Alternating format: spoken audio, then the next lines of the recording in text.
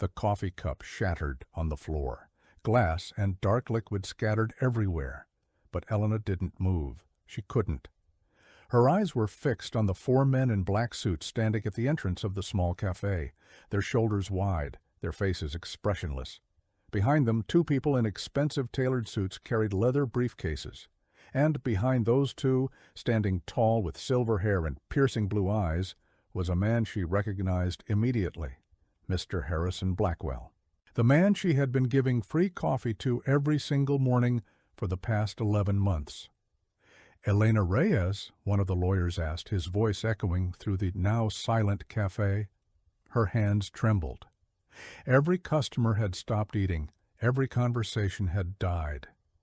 The morning sun streaming through the windows suddenly felt cold. "Yes," she whispered, "that's me." The lawyer opened his briefcase and pulled out a thick folder of documents. "We need to talk. It's about Mr. Blackwell's estate." Elena's heart stopped. Estate? Was he dying? Was she in trouble? Why were there bodyguards? What had she done wrong? But before panic could completely consume her, Mr. Blackwell stepped forward. And for the first time since she'd known him, he wasn't wearing old, worn-out clothes. He wasn't shuffling in with tired steps. He stood straight, powerful, commanding the room with his presence. And he was smiling. "Don't be afraid, Elena," he said softly. "You're not in trouble. But your life is about to change forever. And the world needs to know why." 11 months earlier, Elena Reyes woke up the same way she had woken up for the past 3 years, exhausted, worried, and alone. Her alarm rang at 4:15 a.m. The small apartment she rented was barely bigger than a closet, just a bed, a tiny kitchen corner, and a bathroom so small she could touch both walls with her arms stretched out. The paint was peeling. The heater hadn't worked in 2 winters, and the ceiling had a leak that she'd learned to catch with a bucket every time it rained. But Elena never complained. Complaining required energy, and all her energy went to survival. She was 24 years old, an orphan since the age of 16, and completely alone in the world. Her parents had died in a car accident, a drunk driver crossing a red light, taking everything from her in a single moment. No siblings, no extended family who wanted her, no safety net. The system had failed her. Foster homes had failed her. And by the time she aged out at 18, she had nothing but a garbage bag with her clothes and $62 in her pocket. But Elena had something that no tragedy could take away: her spirit, her kindness, her unshakable belief that being poor didn't mean being cruel, and that suffering didn't give anyone the right to make others suffer. She had worked dozens of jobs since then: cleaning houses, washing dishes, stacking shelves at night, anything honest, anything that paid.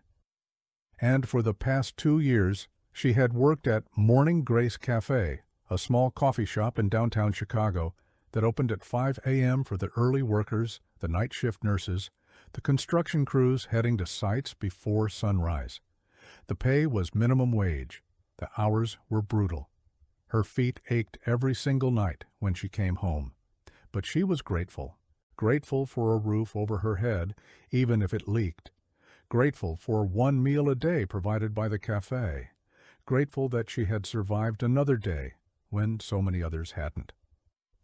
That particular morning, the morning everything would begin to change, was a cold one.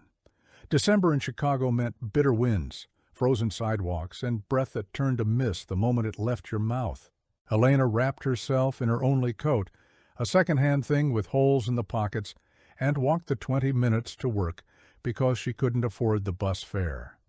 She arrived at the cafe at 4:50 a.m., her fingers numb, her nose red from the cold. Mrs. Patterson, the 60-year-old owner, was already there, turning on the lights and starting the coffee machines. "Morning, honey," Mrs. Patterson said, her voice warm like the coffee she brewed. "Cold one today." "Morning, Mrs. Patterson. I'll start on the pastries." And so Elena's day began, like every other day. She prepared the display case, wiped down the tables, set out the menus, and put on her worn apron, that had been washed so many times, the original color was just a memory. By 5:15 a.m., the first customers started arriving, the regulars, the truck drivers who needed caffeine to survive their 12-hour hauls, the nurses finishing overnight shifts at the hospital 2 blocks away, the security guards, the janitors, the invisible workers who kept the city running while everyone else slept. Elena knew most of them by name. She knew that Marcus liked his coffee black with 2 sugars. She knew that Diane, the nurse, always wanted extra cream because she said the hospital coffee tasted like sadness. She knew that old Mr. Wilkins sat by the window every morning reading the newspaper because his wife had died, and the cafe was the only place that felt less lonely. She cared about these people. They were her community, her makeshift family, the only people who noticed when she was sick or sad or tired. It was around 6:30 a.m. when she first saw him. The door opened with a jingle of the little bell Mrs. Patterson had hung there 20 years ago. A man walked in, shuffled in, looking like he had been walking all night. His clothes were old and mismatched. A faded brown coat that was too big for his thin frame, pants that had seen better decades, shoes with holes that let in the cold. His hair was gray and uncombed, his beard scraggly, his face lined with what looked like years of hard living. But it was his eyes that made Elena stop. Blue, piercing, intelligent. Eyes that didn't match the rest of him. Eyes that seemed to be watching everything, calculating, observing. He looked like a homeless man. But something about him felt different. He approached the counter slowly, his hands shaking slightly. Elena noticed the shaking and felt her heart clench. Cold? Hunger? Sickness? She had seen too many people shaking for too many reasons.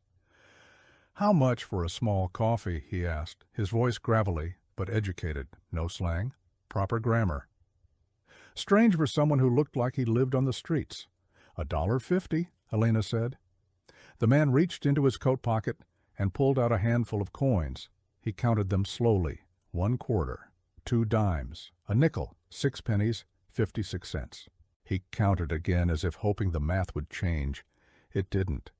"I'm sorry," he said quietly, his voice carrying a dignity that poverty hadn't erased. "I don't have enough. I apologize for wasting your time." He started to turn away, and something in Elena broke. She had been that person. She had been the one counting coins, hoping for a miracle, feeling the shame of not having enough. She knew that hunger. She knew that cold. She knew that look in his eyes, the one that said he was used to being turned away, used to being invisible. "Wait," she said. The man stopped. Elena looked around. Mrs. Patterson was in the back dealing with the delivery. No one was watching. She poured a large coffee, the largest size they had, and added 2 packets of sugar. Then she grabbed a fresh blueberry muffin from the display case, one of the expensive ones that cost $3. She put both on the counter and slid them toward the man. "On the house," she said. The man stared at the coffee and muffin like they were made of gold. "I can't accept this," he said. "I don't take charity." "It's not charity," Elena said. "It's kindness. There's a difference. And besides, you look like you need it more than the cafe's profit margins do." The man let out a small laugh, the first warmth she'd seen from him. "You could get in trouble for this." Elena shrugged. "Then I'll get in trouble. I've been in worse." He looked at her then. Really looked. His blue eyes seemed to see right through her, past the tired face and worn uniform, past the cheap shoes and the hands rough from work. He saw her. "What's your name, huh?" he asked. "Elena. Elena Reyes." "Elena," he repeated, as if memorizing it. "That's a beautiful name. It means light." "I know," she smiled. "My mother chose it. She said I was born during a blackout, and the lights came back on the moment I cried." The man smiled. A real smile this time. "Your mother sounds like she was a wonderful woman." She was. The man took the coffee and muffin, and instead of leaving immediately, as most customers did, he walked to a small table in the corner. He sat there for almost an hour, eating slowly, sipping the coffee, watching the cafe with those strange, observant eyes. Before he left, he stopped at the counter one more time. "Thank you, Elena," he said. "You have no idea what this meant to me." "Come back tomorrow," she said impulsively. "Same time. I'll have coffee waiting." He tilted his head, studying her. "Why would you do that?" "Because everyone deserves to start their morning with something warm." He nodded slowly, something flickering in his eyes that she couldn't quite read. "My name is Harrison," he said, "and I'll be here. I fart to Rawlets." True to his word, Harrison came back the next morning, and the morning after that, and every morning for the next week. Elena always had his coffee ready, large, 2 sugars, and whatever pastry she could sneak without getting caught. Sometimes it was a muffin, sometimes a croissant. Once, when the cafe received a delivery of fresh cinnamon rolls, she saved him the biggest one. He never talked much about himself. When she asked where he lived, he said, "Around." When she asked if he had family, he said, "Once." When she asked what had happened to him, he simply said, "Life. Life happened." But he asked about her constantly. He asked about her childhood, her parents, her time in foster care, her dreams, her fears, her hopes for the future. And unlike most people who ask questions without really listening, Harrison listened. He listened like every word mattered, like her story was the most important story in the world. "What would you do," he asked one morning, about 3 weeks into their routine, "if money wasn't an issue? If you could do anything at all?" Elena laughed. "That's a big if." "Humor me?" She thought about it, wiping down the counter slowly. "I'd go back to school. I had to drop out when my parents died. I was so close to graduating. I always wanted to study medicine, not to be a doctor or anything fancy, just to help people, maybe become a nurse like Diane over there." She nodded toward the hospital nurse in the corner. "She saves lives every day. That's real work. That matters."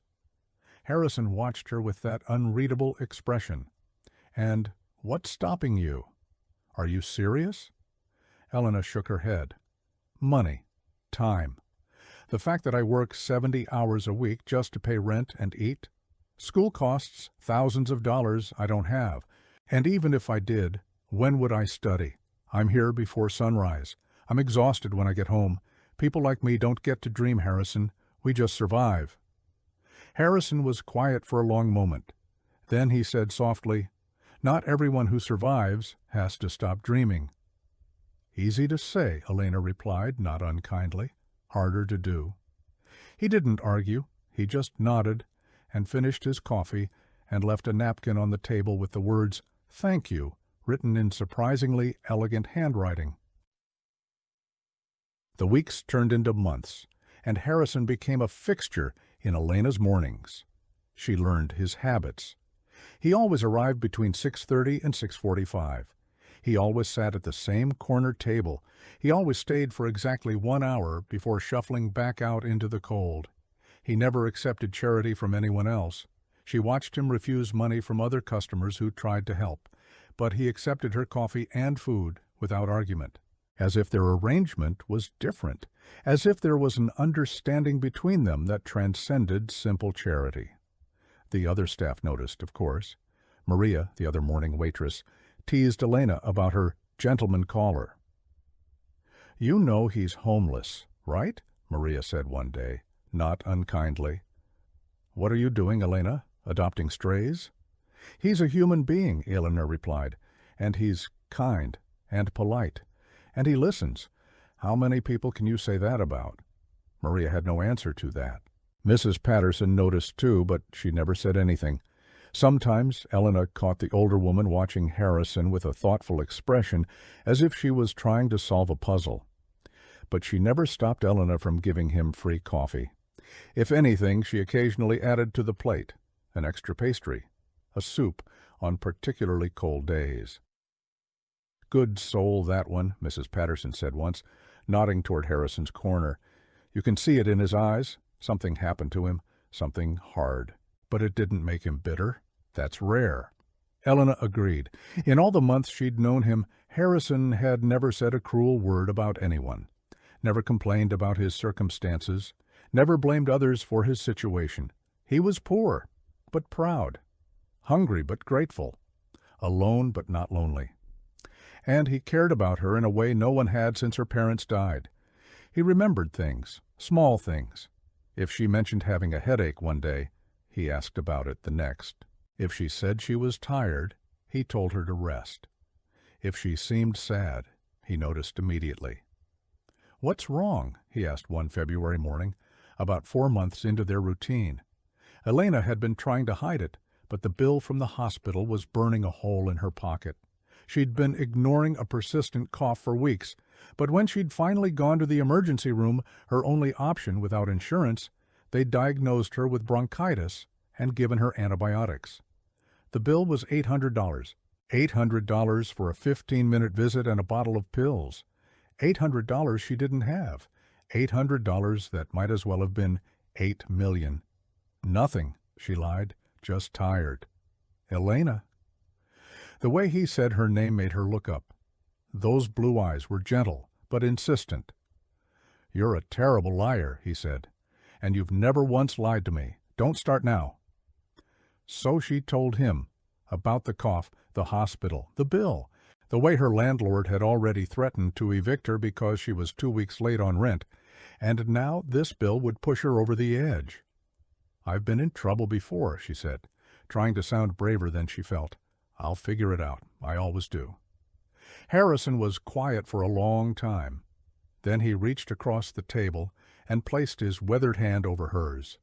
"You will," he said, "but not alone. Not anymore."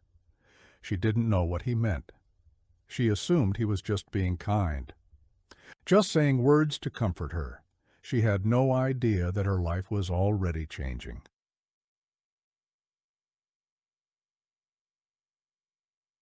3 days later, Elena received a letter in the mail. It was from the hospital. She almost threw it away without opening it, assuming it was another demand for payment, more stress she didn't need. But something made her open it anyway. Her hand shook as she read the words. "Dear Ms. Reyes, we are writing to inform you that your outstanding balance of $800 has been paid in full by an anonymous donor.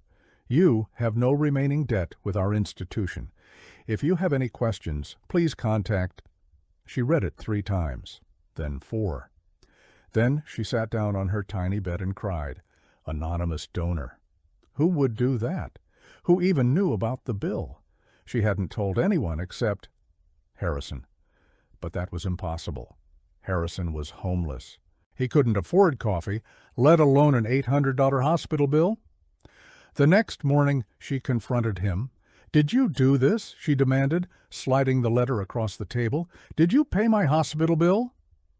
Harrison looked at the letter with no expression whatsoever.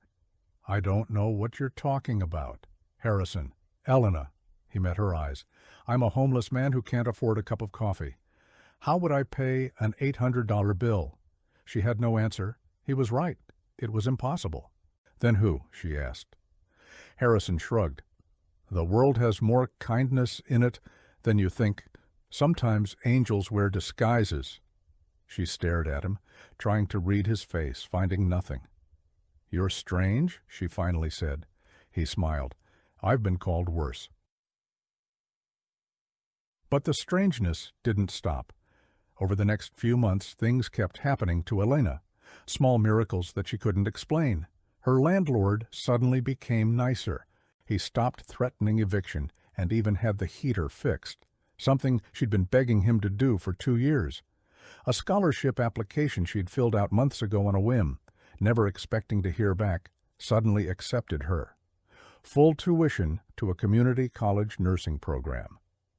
"Due to an anonymous donation to our scholarship fund," the letter said. Her coat, the one with holes in the pockets, disappeared from her locker at work, and in its place was a brand-new winter coat in her exact size. No note, no explanation. Every time something happened, she asked Harrison, and every time he denied any involvement. "I'm homeless, Elena.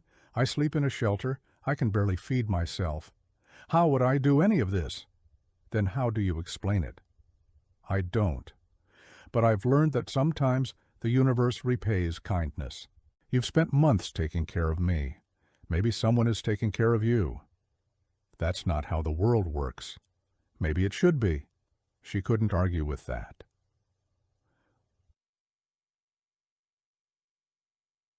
By summer, Elena had started her nursing program. She'd cut her hours at the cafe, Mrs. Patterson had insisted, giving her flexible shifts so she could attend classes.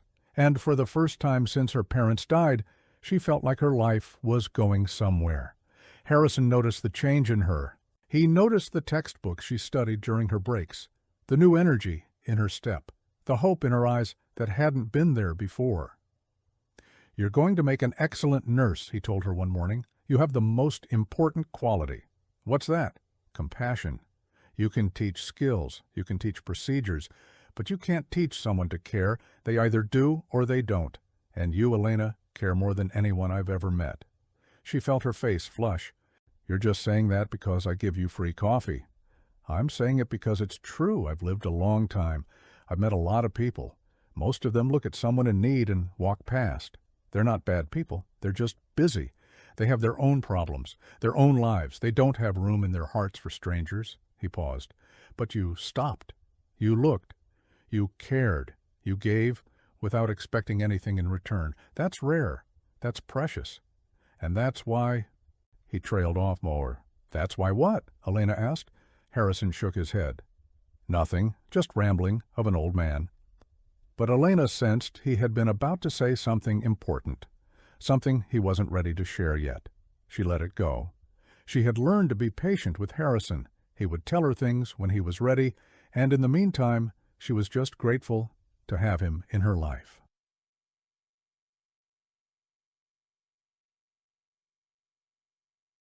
The day everything changed was a Thursday in November. Elena was working the early shift, same as always. Harrison was in his corner, same as always. The cafe was quiet, same as always. And then the door opened. 4 men walked in. Big men, men in expensive black suits with earpieces and hard faces, and the kind of presence that made every head turn. They moved like they owned the room, like they owned every room they entered. Behind them came 2 more people, a man and a woman in tailored business attire, carrying leather briefcases that probably cost more than Elena's yearly rent. And behind them all, walking slowly, deliberately, was an older man in a suit that fit him like it was made for him, which Elena would later learn it was. Custom, Italian. Worth more than her apartment. The cafe went silent. Mrs. Patterson emerged from the back, her face pale. "Can I help you?" One of the lawyers stepped forward. "We're looking for Elena Reyes." Elena's blood turned to ice. Whatever this was, it couldn't be good. Lawyers didn't bring bodyguards for good news. Lawyers didn't show up at 6 a.m. at a coffee shop for good news. "That's me," she said, her voice barely above a whisper. The lawyer nodded. "Miss Reyes, we represent Mr. Harrison Blackwell. You know him as—" Harrison. The voice came from the corner. Elena turned to see the old homeless man she'd been feeding for 11 months slowly rising from his chair. Only he didn't look homeless anymore. He looked different, straighter, taller. The hunched shoulders were gone. The shuffling walk was gone. He moved toward her with a confidence she'd never seen in him before. "Hello, Elena," he said. "Harrison." She couldn't process what she was seeing. What's going on? Who are these people? Why are there bodyguards? "Harrison, Mr. Blackwell smiled gently. "I owe you an explanation. I owe you the truth. And I owe you something much, much more." What followed was the most surreal hour of Elena's life. Mrs. Patterson closed the cafe. The lawyers cleared the space. And Harrison Blackwell, sitting across from Elena at the same table where she'd served him coffee for almost a year, told her who he really was. Harrison Blackwell was not homeless. He had never been homeless. He was the founder and former CEO of Blackwell Industries, a multinational corporation that manufactured medical equipment. He had built the company from nothing 40 years ago and grown it into an empire worth billions of dollars. He had been on the cover of Forbes. He had dined with presidents. He had been, at one point, one of the 50 wealthiest men in America. But none of that mattered to him anymore. His wife, Margaret, had died 5 years ago. Cancer. The same disease his medical equipment was supposed to help fight. The irony had nearly destroyed him. Then his only son, James, died 3 years ago. An accident. Wrong place, wrong time. No one's fault except maybe God's. After losing his family, Harrison had lost his desire to run a company. He stepped down as CEO, appointed a board to manage things, and retreated from public life. He had more money than he could ever spend, and no one to spend it on. I became bitter, Harrison admitted, angry at the world, angry at the unfairness of it all. I had everything, money, power, success, and it couldn't save the people I loved. What good was any of it? He had contemplated ending his life. The thought had crossed his mind more than once. What was the point of going on alone? But then he decided on one last experiment, one final test before giving up entirely. He wanted to see if there was still any good left in the world, any kindness, any humanity. So he disguised himself, became homeless, walked the streets of Chicago for months, testing people, seeing how they reacted to a man with nothing. And do you know what I found, Elena? His eyes were moist now. Most people walked past me like I was invisible. Some looked at me with disgust. A few gave me money without making eye contact, just to feel better about themselves. Nobody, and I mean nobody, ever treated me like a human being. He paused. Until you? Elena felt tears streaming down her face. She hadn't even realized she was crying. That first morning when I came into this cafe, I was having my darkest day. I had decided the night before that there was no point in continuing, that the world was cold and cruel, and there was no reason to stay in it. I came in here to get warm before making a decision. He reached out and took her hands. And you stopped me, not by some grand gesture, not by a speech, just by being kind, just by giving a stranger a cup of coffee and a muffin and treating him like he mattered, just by saying, "Come back tomorrow." Harrison's voice cracked. You gave me a tomorrow, Elena. You gave me a reason to see if there was more kindness out there. And every morning you proved there was. You never once looked at me with pity. You never once made me feel small. You talked to me like I was your equal, like I was your friend. You are my friend, Elena whispered. And you're much more than that to me. Harrison turned to his lawyers. Show her. The female lawyer opened her briefcase and pulled out a stack of documents. Miss Reyes, she began professionally, Mr. Blackwell has instructed us to execute the following. Elena listened in stunned silence as the lawyer explained. Harrison Blackwell was establishing a trust in Elena's name.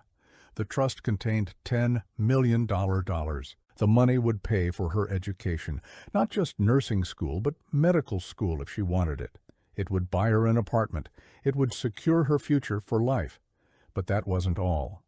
Harrison was also establishing a foundation in his wife's name, the Margaret Blackwell Foundation for Medical Education, with a $50 million endowment, and he wanted Elena to run it. The foundation will provide scholarships to students like you, Harrison explained, people who have the heart and the drive but not the resources, people the system has failed. I've watched you, Elena. I've watched how you treat everyone who walks through these doors, the nurses, the truck drivers, the old man who reads newspapers because he misses his wife. You see people, really see them, and that's what this foundation needs. Elena couldn't speak. She couldn't breathe. This couldn't be real. Why? She finally managed. Why me? You barely know me. I know everything about you, Harrison said gently. I know your parents died when you were 16 and you went into foster care. I know you were shuffled between 7 different homes in 2 years. I know you aged out of the system with nothing and still finished high school by taking night classes while working 2 jobs. I know you send what little money you can spare to your old foster sister Maria because her husband left her with 3 kids. I know you donate blood every 2 months because it's free and it saves lives. I know you once gave your only umbrella to a pregnant woman you didn't know because she was standing in the rain. Elena's hand flew to her mouth. How did he know all of this? I've been watching you for 11 months, Harrison continued. I've had my team quietly investigate your life, not to invade your privacy, but to confirm what I already knew in my heart, that you're exactly who you appear to be. A genuinely good person, a person who gives without expectation, a person who sees the best in everyone. He squeezed her hands. My son would have loved you, he said, his voice thick. My wife would have loved you, and I love you, like the daughter I never had. Elena broke down. The tears she'd been holding back for years, for her parents, for her loneliness, for every hard night and hungry morning, poured out of her. Mrs. Patterson rushed over with tissues. Maria was crying too. Even the bodyguards looked moved. I can't accept this, Elena said through her tears. It's too much. I didn't help you for money. I didn't even know who you were. I just wanted you to be warm. I know, Harrison said. That's exactly why you deserve this. Because you never asked for anything. Because you helped without agenda. Because in a world full of people who calculate every act of kindness, you simply gave. He stood up and walked around the table to stand beside her. Will you accept it, Elena? Will you let me give back a fraction of what you gave me? Elena looked up at this man, this stranger who had become her friend, this billionaire disguised as a homeless man, this broken soul she had unknowingly saved with nothing more than coffee and conversation. Yes, she whispered. Yes. Chateaucure. The story made national news. Billionaire disguises as homeless man, leaves fortune to coffee shop waitress who showed him kindness. The headlines spread everywhere, television interviews, newspaper articles, social media posts that went viral. Everyone wanted to know about the poor girl who had helped the CEO every morning, not knowing she was changing his life as much as he would change hers. But Elena didn't care about the fame. She didn't care about the money, not really. What she cared about was the work. Within a year, the Margaret Blackwell Foundation had provided scholarships to over 200 students, medical students, nursing students, research assistants, all of them people who had the potential but not the resources, all of them given a chance they never thought they'd have. Elena finished her nursing degree at the top of her class. Then, with Harrison's encouragement and the foundation's support, she went to medical school. The same girl who couldn't afford bus fare was now studying to become a doctor. And Harrison? Harrison didn't die alone and bitter. He lived another 5 years, more alive than he had been since losing his family. He spent his days at the foundation, mentoring students, attending Elena's graduation, watching the good his money was doing in the world. He became the grandfather Elena never had. She visited him every Sunday. They drank coffee together. She always made it exactly how he liked it, large with 2 sugars, and talked about everything and nothing. When he finally passed, peacefully in his sleep at the age of 82, Elena was there. She held his hand as he took his last breath, just as she had held his hand years ago across a cafe table. His last words were simple. Thank you for the coffee.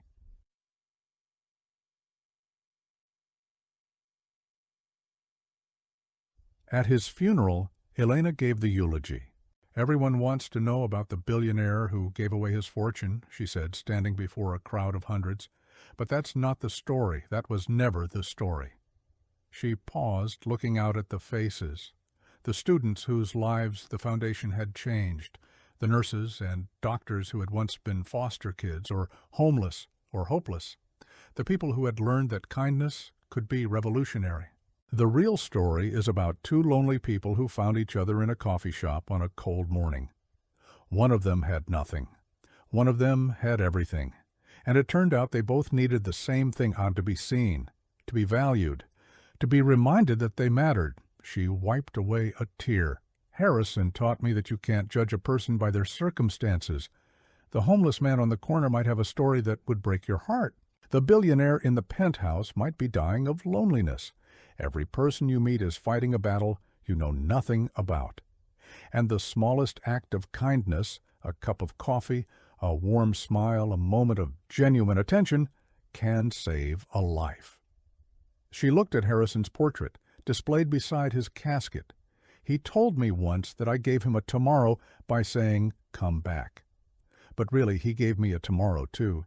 He showed me that my life had value, that my kindness wasn't wasted, that even when you have nothing, you always have something to give. She straightened her shoulders.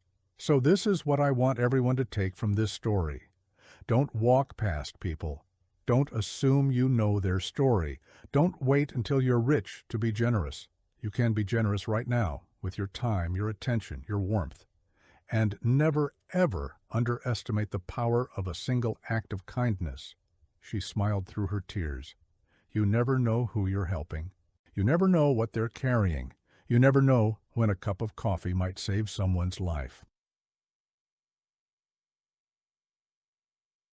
Years later, Elena stood in the lobby of the new medical school wing that bore her name, the Margaret and Harrison Blackwell School of Medicine, built with funds from the foundation that had grown beyond anyone's imagination.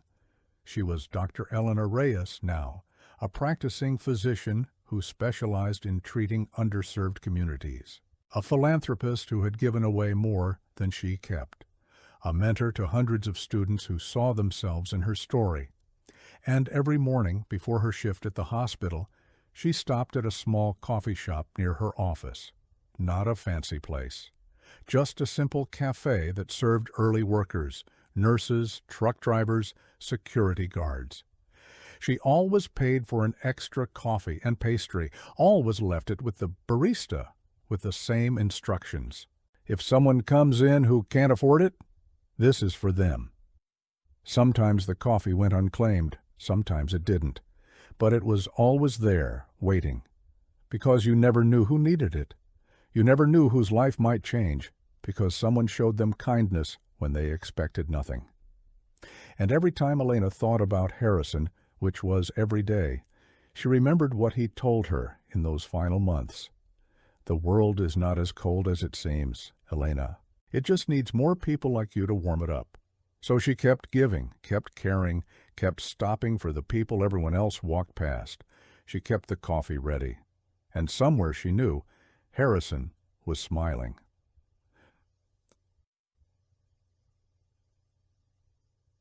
If this story taught us anything, it's this. Kindness is never wasted, even when it seems small. The person you help today might be the person who changes your tomorrow. And sometimes the greatest fortunes come not from what we accumulate, but from what we give away. The poor girl who helped the CEO every morning had no idea she was saving his life. And the CEO who walked in with lawyers and bodyguards had no idea that his greatest investment would be a cup of coffee and a moment of human connection. That's the thing about kindness. It multiplies, it echoes, it finds its way back, often in ways we never expect. So the next time you see someone in need, don't walk past. Stop. Look. Help if you can. You never know whose life you might be changing, including your own.